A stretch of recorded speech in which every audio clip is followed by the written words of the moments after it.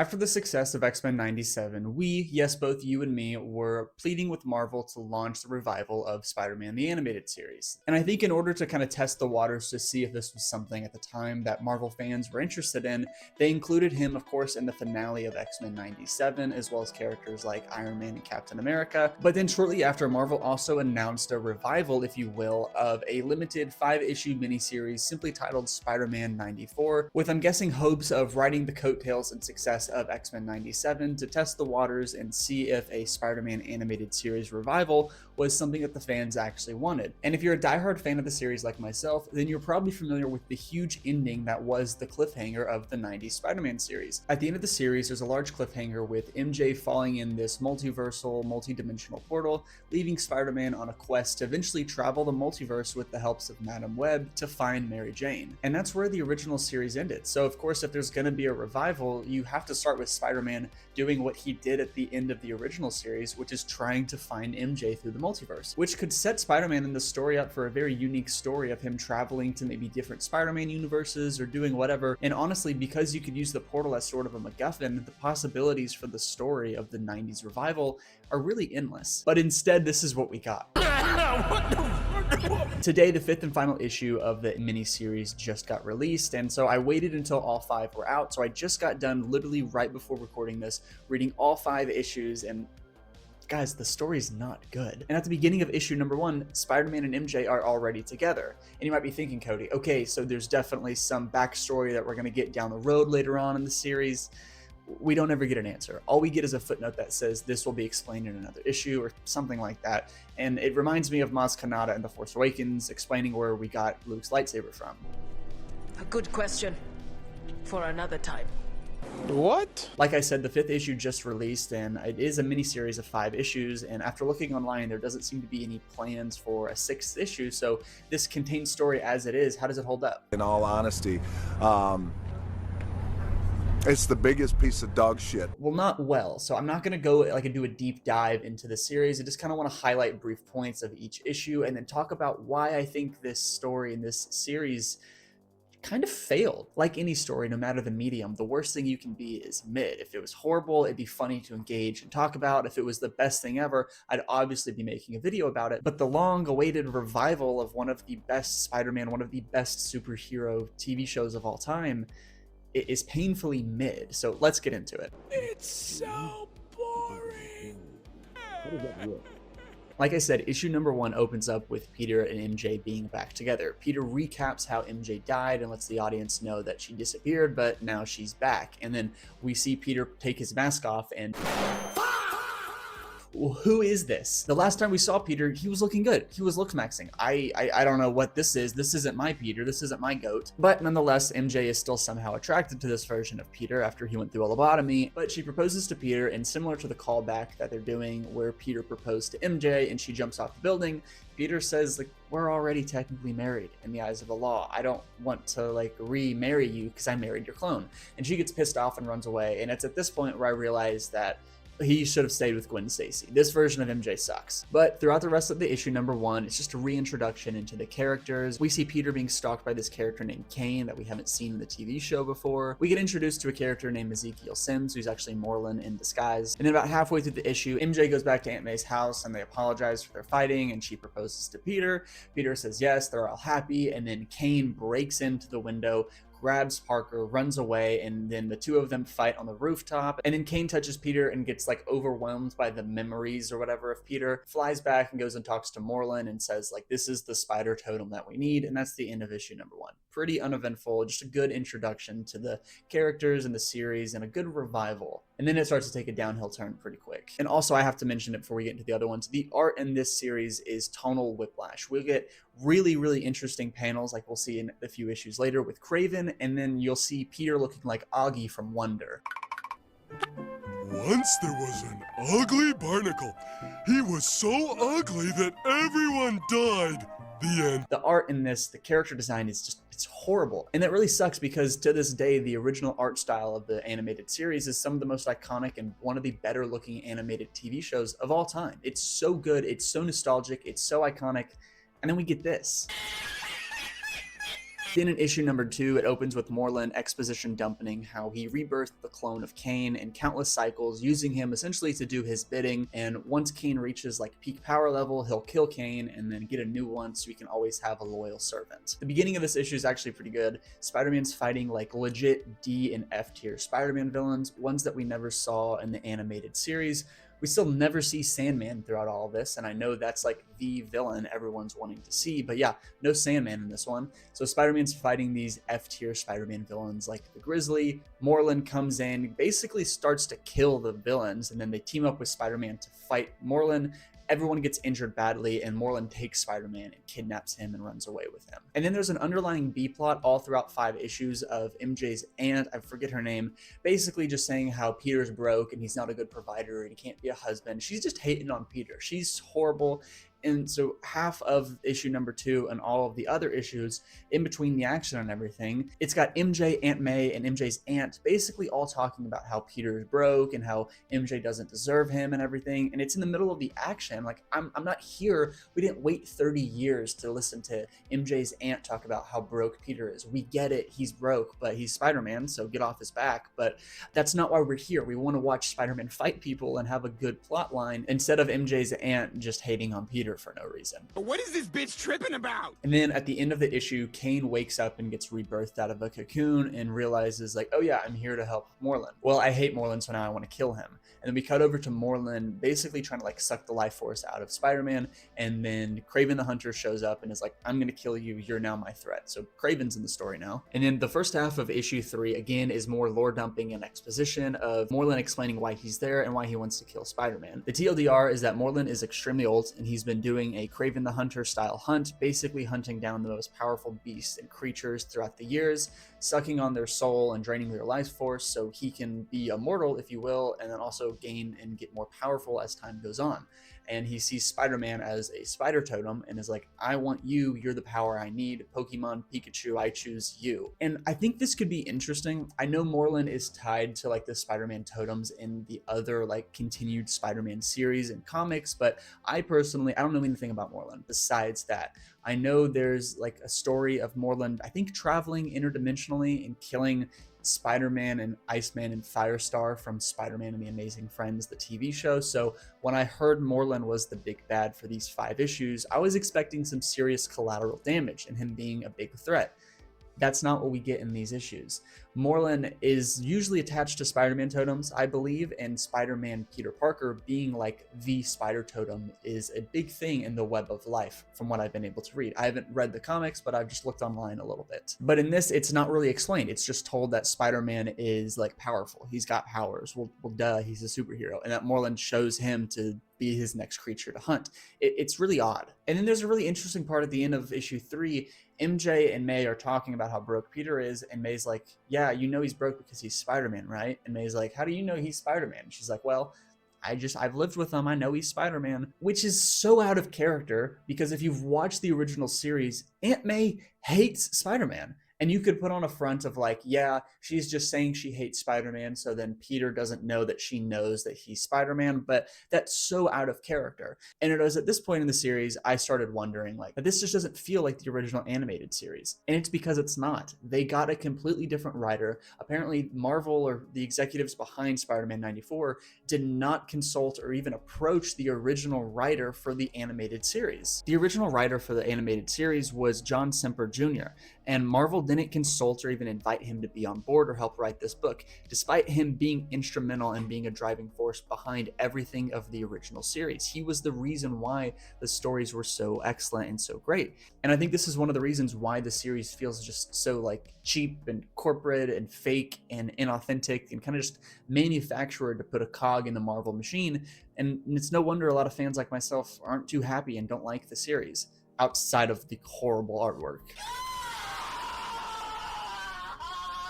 There's a cool part in issue 3 where Spider-Man breaks out of the cocoon that he's in, and it's like a callback to him being stuck under the building with the water, the same one they did in Homecoming, but like that's cool, but there's not a lot of cool moments in this series. So picking up in issue 4, the first few pages are just Kraven and Spider-Man teaming up together, and Kraven giving Spider-Man the lore dump on why he actually wants to fight Morlun, and the reason why he wants to fight Morlun is because he's dying. And similar to basically every good Kraven story, Kraven's dying and he wants to fight one of the like largest, best creatures out there, so he goes to hunt Morlun. It's nothing too special. It feels like the writer behind this just wanted to tell a Kraven story, which I know it's explained in this that Spider-Man and Kraven like resolved their beef they had in the series, but man, just have Kraven come back with the bloodlust or something, or see something online and is mad about Spider-Man. Morlun in this is not a threat at all compared to what I've seen him usually be in other Spider-Man stories, and Spider-Man and Kraven teaming up 30 years later, just none of this is interesting, and none of it's anything that I would have expected this series to be, and I mean that in the worst way possible. And even Kraven's not safe from the art. Kraven in this just looks horrible. Everyone just looks stupid. Basically everyone but MJ looks ugly, and this is just, it's not even fun bad. It's just boring and bad. Is that really what I look like, man? I need to lose weight immediately. That is really, really bad, dude. The most important part of issue number 4 is Kane comes to Aunt May's house, finds MJ, and is like overwhelmed because he's remembering like other memories from Peter. Because usually, this is a huge sidebar tangent, if you know Kane, he's usually the Scarlet Spider. He's like a clone of Peter and has Spider-Man powers, but is a little different, but is also like an anti-hero. So, but this isn't that Kane. It's so stupid. They're pulling from different like comics and stuff, having different inspirations, but none of it's landing, none of it's making any sense. So Kane comes into the room and basically tells MJ, he's like, I'm in love with you. Well, at least I feel like I am, but I don't know who you are. And she's like, well, why do you know who I am? And he's like, oh, I've got all these memories from Peter. And she's like, you know Peter? He's like, yeah, Peter's Spider-Man. She's like, yeah, I know, I'm married to Spider-Man.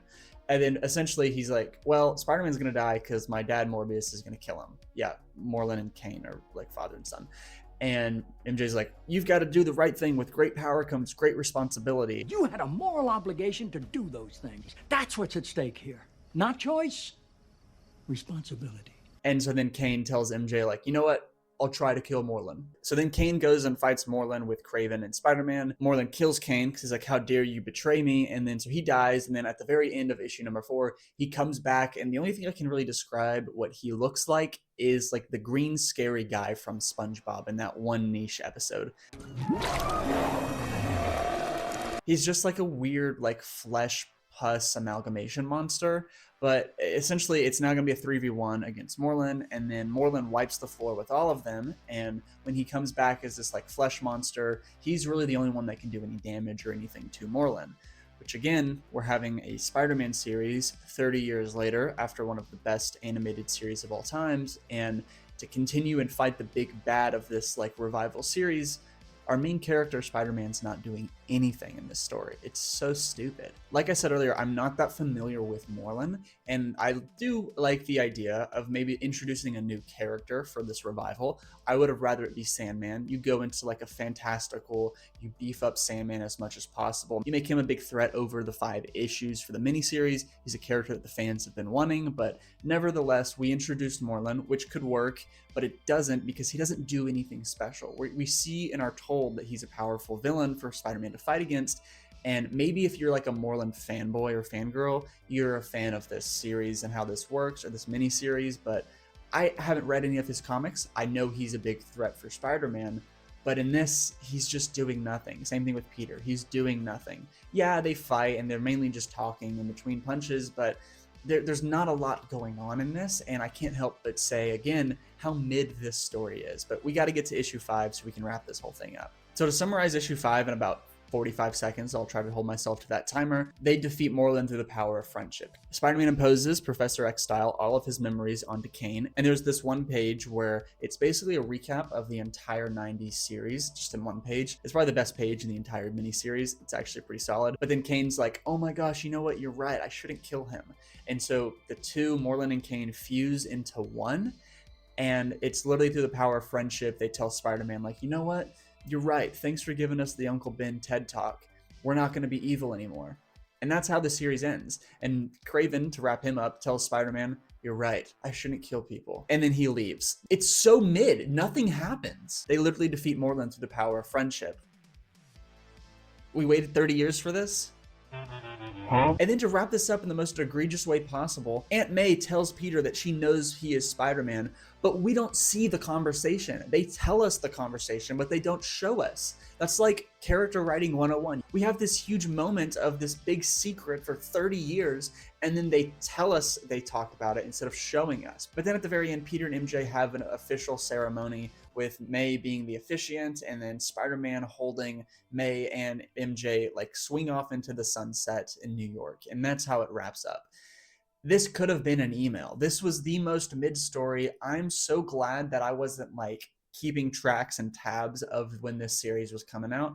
I found out through a TikTok literally 2 days ago that the series was going to be wrapped up, the miniseries. So I wasn't reading this month to month, thankfully. I just spent 30 minutes reading all 5 issues, and it's horrible. And I had to come on here and yap about it because I'm a huge Spider-Man fan. I say that basically every video I make. And my love for Spider-Man genuinely started when I was a kid, not with the Sam Raimi movies, but with the animated series when I was like 3 years old watching the show. And so as I'm getting older, I want to start reading more comics, and the idea of the revival was just like, oh my gosh, this is a no-brainer. I'm gonna love it. But not only did they not bring back the original writer, the art style for this was horrible. This was just a big amalgamation of mid. And the funny thing is, I know I'm not the only one that feels this way. As soon as I read the 5th issue, I'm like, this can't be it. This is horrible. So I went on Reddit and started looking and seeing what people like you guys were saying about the series. And the main consensus was that even with the very mid art, the story could have been good. There's a famous quote by Todd McFarlane. I'll put it on screen. It says something along the lines of, "It's hard to have a great story with bad art, but it's easy to have a mid story with good art." Or like a bad story with good art. What is more important in the comic, art or story? Here's my complete and utter bias, and I'm going to my grave with this answer. I can sell a book that is drawn by Michelangelo and written by my dog. I can sell that book. But what I can't do is sell a book that is written by William Shakespeare and drawn by my mom. And this series did nothing. It had bad storytelling, bad character development, and bad art. I mean, the series just isn't anything special. It's not great, and it's not the most egregious thing for Spider-Man out there. It's just mid. I keep saying that, but it's so mid and it does nothing.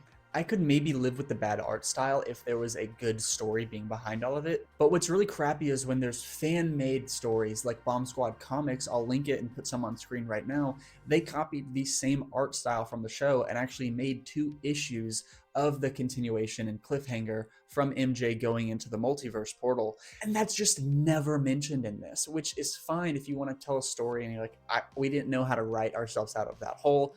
Whatever, that's one thing. But then choosing to just have a big nothing burger and a big mid story is so stupid. Especially trying to ride the coattails of X-Men 97, a series that is probably one of the best things Marvel, as like the MCU television Marvel Studios company, has done in years. Fans were begging after seeing Chad's Spider-Man in the finale of that. I was one of them. I made a video. I'll put it on screen right now. I'll put a link to it. I made a whole video when I first started this channel, basically fan writing what Spider-Man 94 would be. And after rewatching my own video and comparing it to this, I'm not saying I'm the best writer out there. I know that's not true. But I know my video idea is leagues better than what we just got. So if you haven't read the 5-issue miniseries, I don't recommend that you do. Watch my video instead, shameless plug, I know, or read Bomb Squad Comics, or go rewatch the animated series, or try to find other fanfics out there, because what this series really felt like, because they didn't consult and bring on the original writer, it just felt like fanfic of someone who wanted to write a Kraven story, but didn't know how to, so then brought in Moreland because he knew he was like a big bad for Spider-Man. I don't know. This was like one of the worst Spider-Man stories I've read or watched, and not in a way that it's just egregious, but like I've said for the 1000th time in this video, because it was mid. So to round out the video, if you've read the 5 issues, let me know if I'm alone on this. I don't think I am. I'm reading a lot of comments online. This seems to be the consensus that it's just very like middle and average of the road, not to say mid for the 1000th time, but if you liked it, let me know what you liked about it. There was parts of the story that I liked. There was some panels and pages that had decent art, but overall this was just painfully boring. So thank you guys so much for watching the video. I'm going to try to throw this together pretty quickly because it just was a spur of the moment video I wanted to make, but hopefully you guys liked it. Like I said, if you've read the issues, let me know down in the comments your thoughts below. Let me know if you liked the video. Make sure, if you haven't already, please consider liking and subscribing. It just helps the channel grow. Truly, it helps me know that you guys like the videos, and I'll keep making more because of them. But that's all I have for now. As always, thank you guys for watching, and I will see you guys in the next video. Take care. Bye.